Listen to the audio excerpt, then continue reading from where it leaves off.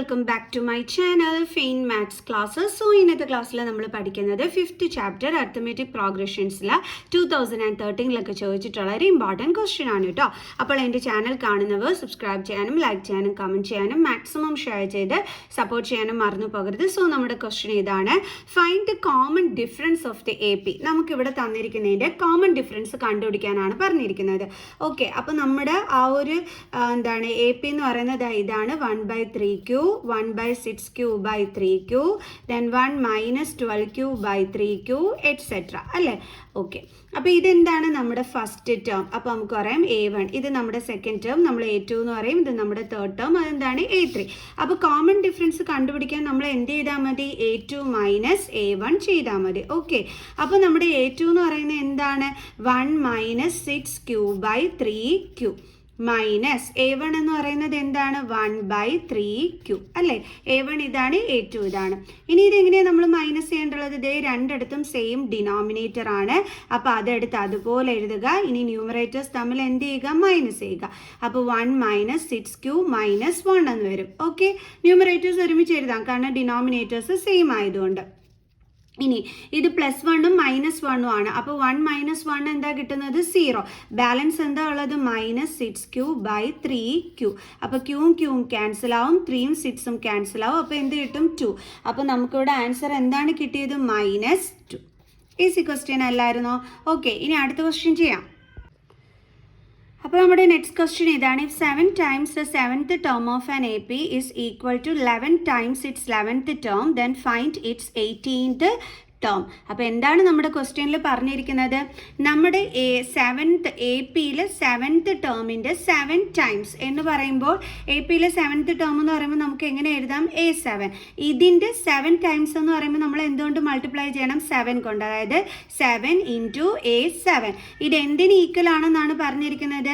11 times it's 11th term. അതായത് 11th ടേമിൻ്റെ 11 times എന്ന് പറയുമ്പോൾ ഇതിനെ എന്തുകൊണ്ട് മൾട്ടിപ്ലൈ ചെയ്യണം? 11 കൊണ്ട് മൾട്ടിപ്ലൈ ചെയ്യണം. ഓക്കെ, ഇനി എന്താ പറഞ്ഞിരിക്കുന്നത്? Then find it's 18th term.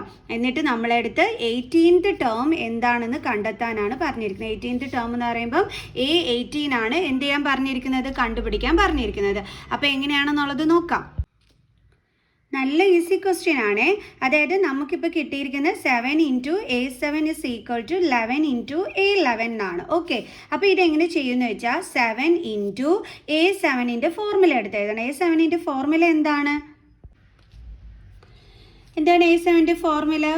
First term plus ഈ 7ൽ നിന്ന് 1 കുറയ്ക്കണം. അപ്പോൾ നമുക്ക് എന്ത് കിട്ടും? 6. അത് ഇൻറ്റു കോമൺ ഡിഫറൻസ്. ഓക്കെ, എപ്പോഴും നിങ്ങൾ ഓർത്തോണം. ഇപ്പോൾ A5 ഇതിൻ്റെ ഫോർമുല എഴുതാൻ പറഞ്ഞാൽ A + 5ൽ നിന്ന് 1 കുറച്ച് 4, പിന്നെ ഇൻറ്റു D എന്ന് വെച്ചാൽ കോമൺ ഡിഫറൻസ്. ഓക്കെ, ഇങ്ങനെയാണ് നമ്മൾ ഓരോ ടേമിൻ്റെ ഫോർമുലാസ് എഴുതേണ്ടുള്ളത്. Okay, is equal to 11 into അതേപോലെ A11 എന്ന് പറയുമ്പോൾ ഫസ്റ്റ് ടേം പ്ലസ്, അതായത് A + 11ൽ നിന്ന് 1 കുറച്ചിട്ട് 10 ഇൻറ്റു കോമൺ ഡിഫറൻസ്. കണ്ടോ? ഇത്രയേ ഉള്ളൂ സംഭവം. ഇനി അടുത്ത എന്താ നമ്മൾ ചെയ്യേണ്ടുള്ളത്? ഈ 7 കൊണ്ട് നമുക്ക് ഈ രണ്ടെണ്ണത്തിനെയും മൾട്ടിപ്ലൈ ചെയ്യാം. അതായത് 7 × A7 A + 7 × 6 42D is equal to 11 × A 11A + 11 × 10 എത്ര കിട്ടും? 110D.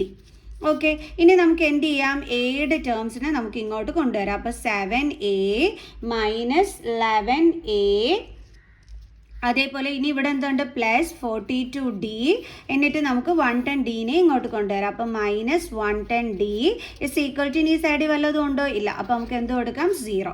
7A - 11A എത്ര കിട്ടും നമുക്ക്? 8 9 10 11 -4A. എന്തുകൊണ്ട് അവിടെ മൈനസ് സൈൻ വന്ന? ചെറിയ നമ്പറിൽ നിന്നും വലിയ നമ്പറിനെ മൈനസ് ചെയ്തതുകൊണ്ട്. ഓക്കെ, ദെൻ ഇത് തമ്മിൽ നമുക്ക് ചെയ്യാമല്ലോ, ഡിഫറെൻറ്റ് സൈനാണ്. സോ നമ്മൾ മൈനസ് ചെയ്യണം. അപ്പോൾ 110ൽ നിന്നും നമുക്ക് 42നെ മൈനസ് ചെയ്യണം അല്ലേ?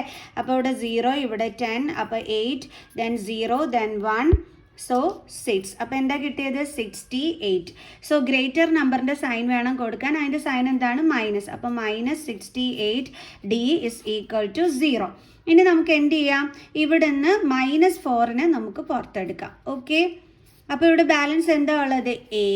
ഇനി ഈ മൈനസിൻ്റെ ഫാക്ടർ എന്ന് പറഞ്ഞാൽ എപ്പോഴും എൻ്റെ മക്കൾ ഓർക്കാം മൈനസ് ഇൻറ്റു പ്ലസ് ആണെന്ന്. അതിൽ മൈനസ് സൈൻ നമ്മൾ പുറത്തെടുത്തു. ഇനി ബാലൻസ് എന്താ ഉള്ളത്? Plus sine. ഓക്കെ 68ൽ 4 എത്ര ടൈംസ് ആണ് നോക്കാം. 4 1s are 4, 2 8, 7 4s are 20, 8 0. അപ്പോൾ എന്താ കിട്ടിയത് 70. So 17D is equal to 0. ഇനി -4നെ എന്ത് ചെയ്യാം, ഇങ്ങോട്ട് ട്രാൻസ്പോസ് ചെയ്യാം. അപ്പോൾ A+17D is equal to 0.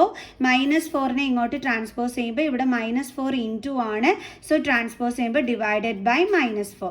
So അപ്പോൾ നമുക്ക് എന്താ കിട്ടുന്നത്, A+17D is equal to 0 എന്ന് കിട്ടും. 0 ബൈ -4 എന്താ ആൻസർ 0. ഓക്കെ, ഇപ്പം എൻ്റെ മക്കൾസ് മനസ്സിൽ വിചാരിക്കുന്നുണ്ടാകാം A+17D 0 എന്ന് കിട്ടി, ഇവിടെ നമ്മൾ A18ൻ്റെ ആൻസർ കണ്ടെത്തുന്നേന്നും അല്ലേ ഇത് വെച്ചിട്ട്.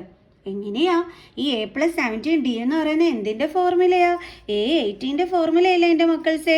A18 എങ്ങനെ എഴുതുന്നത് നമ്മൾ, A+17D എന്നല്ലേ. A18ൻ്റെ ഫോർമുല എന്ന് പറയുമ്പോൾ ഫസ്റ്റ് ടേം പ്ലസ് 18ൽ നിന്ന് 1 കുറച്ച് 17 ദെൻ ഇൻറ്റു D, അതാണ് നമ്മുടെ A18ൻ്റെ ഫോർമുല എന്ന് പറയുന്നത്. സോ അപ്പോൾ അതല്ലേ ഇതേ നമുക്ക് ഇതാണ്ടോ A+17D, അപ്പോൾ അതല്ലേ നമുക്ക് 0 എന്ന് കിട്ടിയിരിക്കുന്നത്. അതായത് A18 എന്താണ് അപ്പോൾ ആൻസർ വരുന്നത് 0. മനസ്സിലായോ? ഓക്കെ ആണോ? ഇനിയിപ്പോൾ ഇങ്ങനെ പറഞ്ഞിട്ട് മനസ്സിലാവാത്ത മക്കൾസിന് വേണ്ടിയിട്ട് മിസ് വേറൊരു വഴിയും കൂടി പറഞ്ഞുതരാം. അതായത് ഇപ്പം നമുക്ക് കിട്ടിയിരിക്കുന്ന എന്താണ്, A+17D is equal to 0 എന്നാണ്.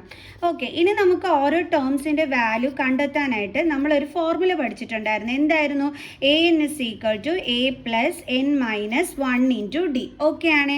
അപ്പോൾ AN എന്ന് പറയുന്നത് ഇവിടെ എത്രാമത്തെ ടേമാണ്, നമുക്ക് 18th ടേമാണ് കണ്ടെത്താൻ പറഞ്ഞിരിക്കുന്നത്.